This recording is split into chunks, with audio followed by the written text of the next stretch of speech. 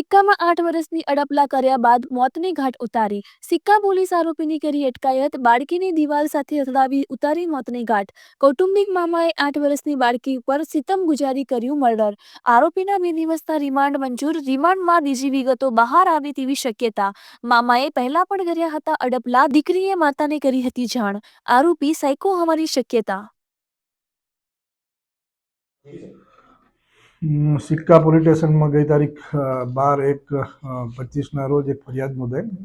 ફરિયાદની વિગતની અંદર 8 વર્ષની નાની દીકરીને શારીરિક અડપલા અને માર મારી અને દિવાલ સાથે અથડાવી ગંભીર ઇજાઓ કરી અને મોત નિપજાવેલાની હકીકત પોલીસની ફરિયાદમાં આપેલ. જેમાં વિગત એવી છે કે સિક્કા પોલીસ સ્ટેશન વિસ્તારમાં પ્રોપર સિક્કાની અંદર એક દીકરી જે છે એ એની મા અને એની બંને બીજી દીકરીઓ સાથે રહેતી હતી. એ એમના માસીના દીકરા નીતિનભાઈ ડોસાજી માણેકના ઘરમાં રહેતા હતા. નીતિનભાઈ ડોસાજીને એના ઘરમાં પ્રતાડિત કરીને રાખતો હતો, પણ જે તે વખતે ઘરની અંદર પોતાને ત્યાં રહેવા દીધેલું હોય આ લોકો અપોઝ કરતા ન હતા ને એ લોકો દબાણમાં રાખેલું હોય.